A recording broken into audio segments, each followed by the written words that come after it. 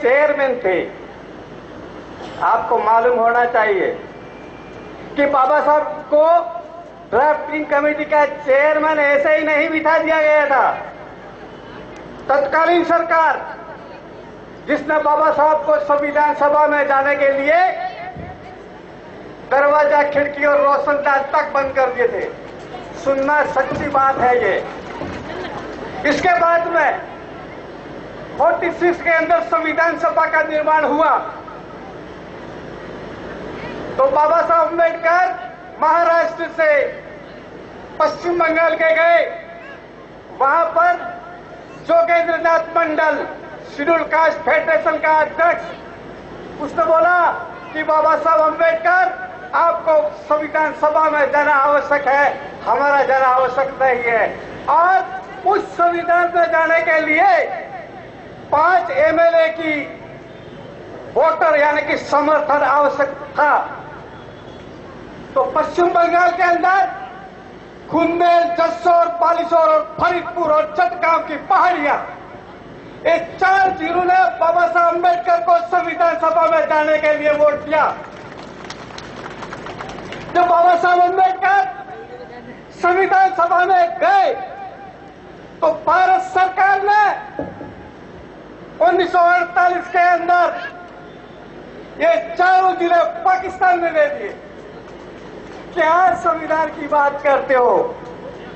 दूसरी बात, जब बाबा साहब की संविधान सभा की सदस्यता खत्म हो गई, फिर क्या हुआ कि जब संविधान सभा चल रही थी तो महाराष्ट्र के अंदर एक वकील साहब थे, वो मेंबर ऑफ संविधान सभा थे। जब वो खड़े हुए बोलने के लिए तो लोगों ने आके हो हल्ला किया, टेबल कूटे। वो निराश होकर के बैठ गए और उसी समय उन्होंने इस्तीफा दे दिया।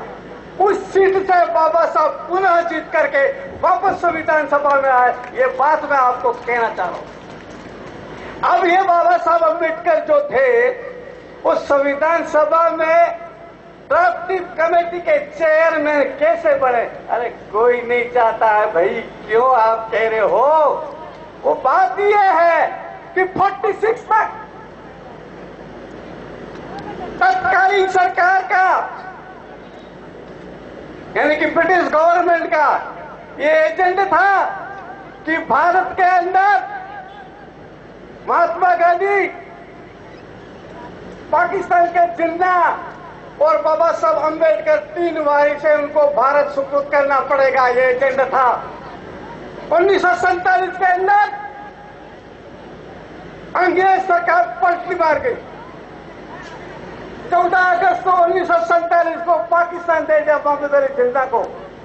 वो 15 अगस्त 1947 को भारत को दे दिया आपके महात्मा गांधी को और बाबा साहब अम्बेडकर को भारत का संविधान लिखने के लिए पावर दिए। इसलिए बाबा साहब को मजबूरी में ड्राफ्टिंग कमेटी का चेयरमैन बनाना पड़ा। ऐसे ही नहीं बन गए बाबा साहब। आपके 26 नवंबर 1949 को संविधान तैयार करके आपके संविधान सभा के अंदर बाबा साहब ने दे दिया। इस संविधान सभा में बाबा साहब ने जो ड्राफ्टिंग कमेटी ड्राफ्ट किया था उसको संविधान सभा ने पास किया है, बाबा साहब ने नहीं किया है। और वही संविधान अभी चल रहा है। तो साथियों, आपके लिए जो पावर किए हैं। दूसरी बात मैं एक और कहना चाहूंगा कि यहाँ पर जो जहां ट्राइबल क्षेत्र है, 9 क्षेत्र है, 9 राज्य है, वहां पर आपके शेड्यूल एरिया डिक्लेयर किया हुआ है। शेड्यूल एरिया का मतलब होता है भारत सरकार और राज्य सरकार के circular can be not applied in schedule area.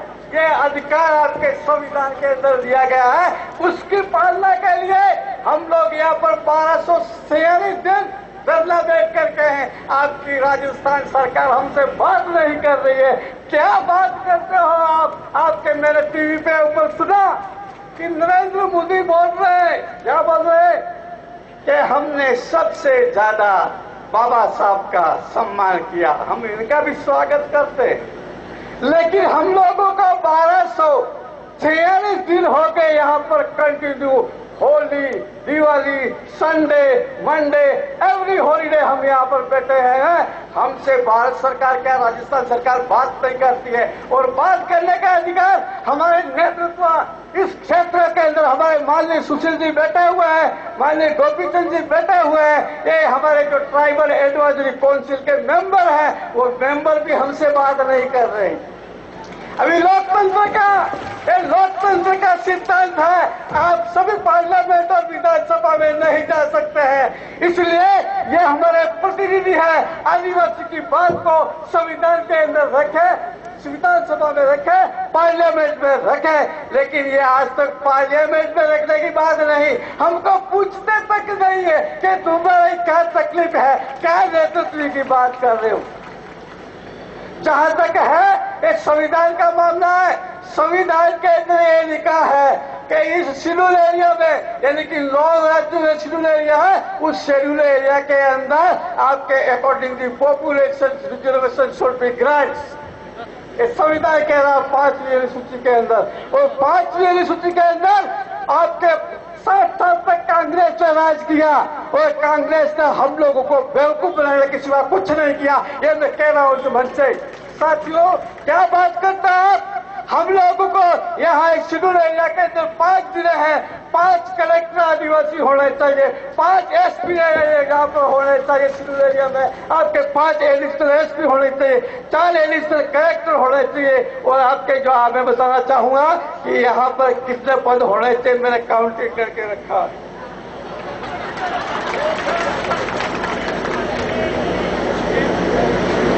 साथियों, ये तो हमने पता कि हमको पता है 5 शेड्यूल है, 5 कलेक्टर आते हैं शेड्यूल एरिया में, इसलिए मैंने आपको बता दिया गया है कि हमारे 4 कलेक्टर होने चाहिए, 5 में से 4 एसपी होने चाहिए, 4 एडिशनल कलेक्टर होने चाहिए। ये शेड्यूल एरिया के अंदर आपका कॉन्स्टिट्यूशन बोल रहा है, और कॉन्स्टिट्यूशन की पालना नहीं कर रहे, और आपके 24 में से 16 एसडीओ होने चाहिए शेड्यूल एरिया के अंदर।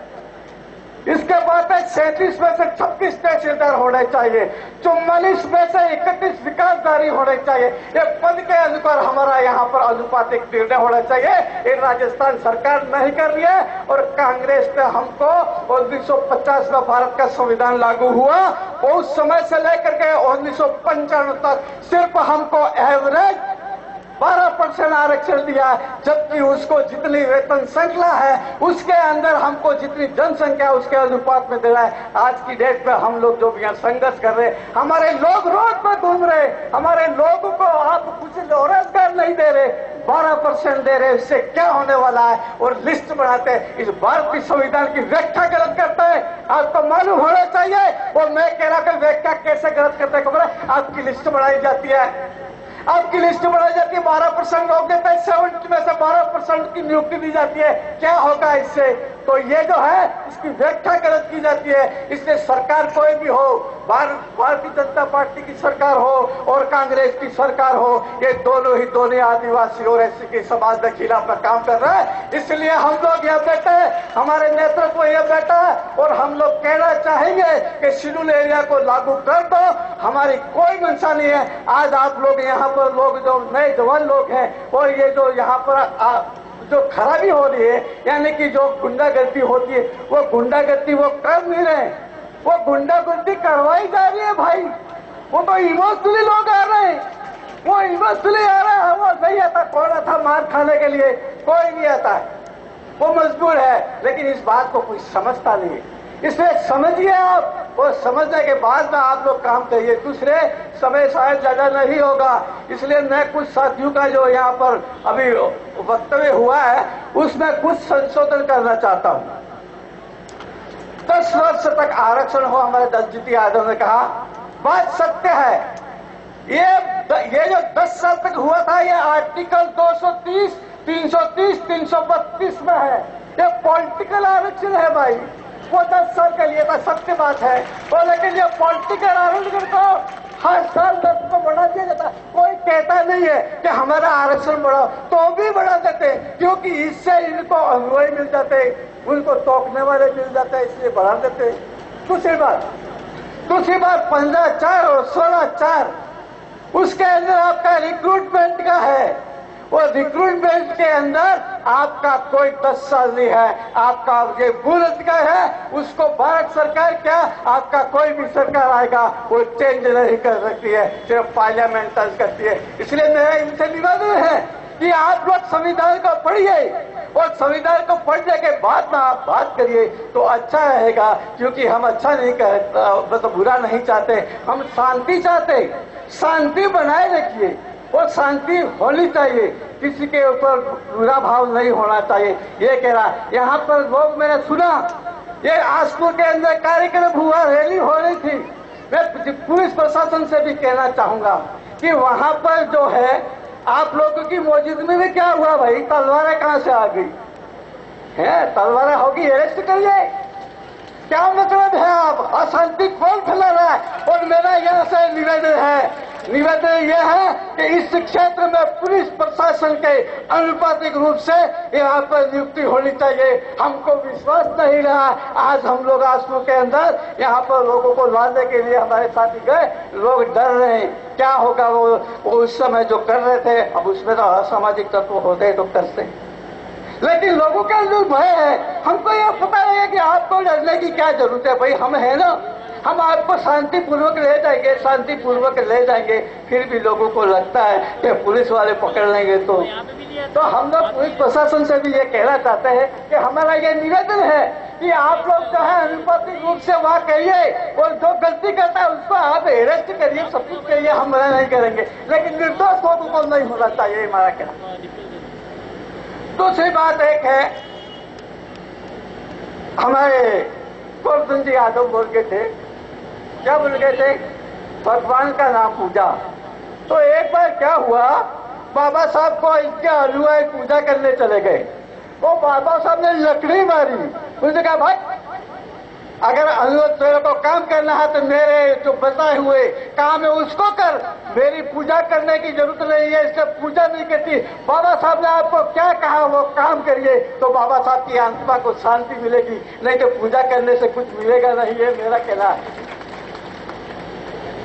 तीसरी बात आती है शेड्यूल एरिया, ये हमारे कौन बोल के वेलाराम जी बोल के थे, ये भारत सरकार ने नहीं कहा है, वो 1935 को ब्रिटिश गवर्नमेंट ने फर्स्ट शेड्यूल एरिया डिक्लेयर किया था इन 1935। वो शेड्यूल एरिया जो था, जो पावर दिए थे आदिवासियों को, वो पावर जो है बाबा साहब अम्बेडकर ने 1950 में जब संविधान सभा में भेजा तो बाबा साहब ने जो आपके ब्रिटिश गवर्नमेंट ने फर्स्ट शेड्यूल एरिया डिक्लेयर किया था, वो जैसा डिक्लेयर किया था सेम ही आपके भारतीय संविधान के अंदर रख दिया है। इसलिए बाबा साहब का हम सत नमन करते हैं।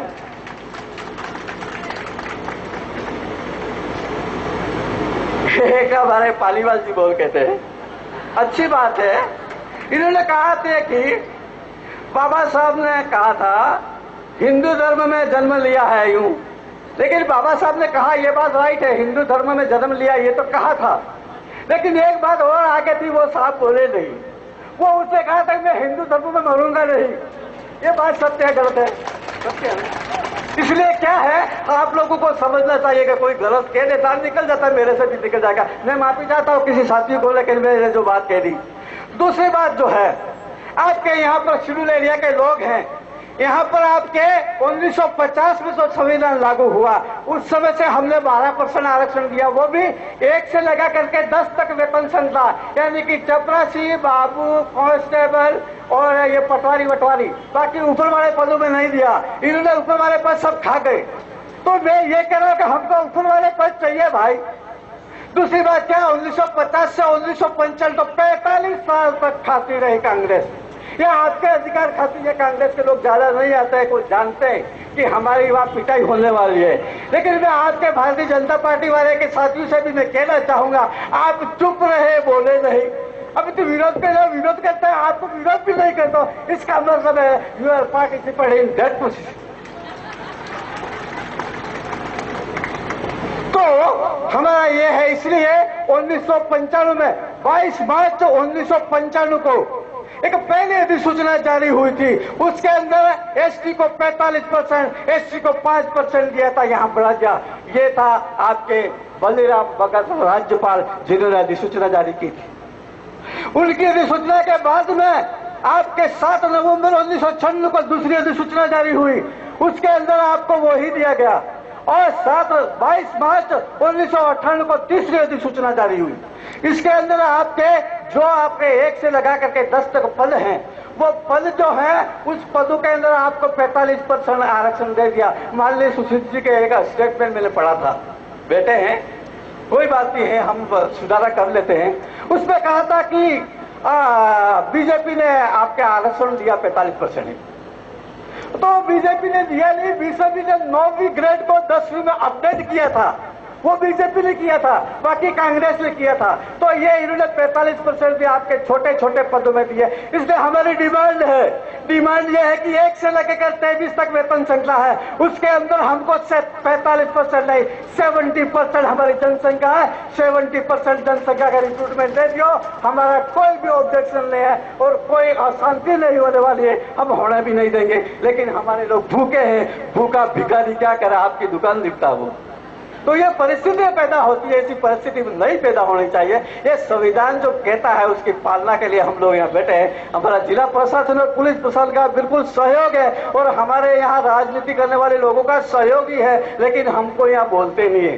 ये गोपी चंद जी भी कभी कभी आते हैं यहाँ, तो हमको देख के ऐसे करके चले जाते हैं अंदर, कहते हैं आओ, यूं तो आता हो वापस आते हैं, उधर से निकल के चले जाते हैं। सभी नेता ऐसे करते हैं। तो मैं ये कह रहा कि हम भाई है भाई, हमारे किसी कम्युनिटी से दुश्मनी नहीं है।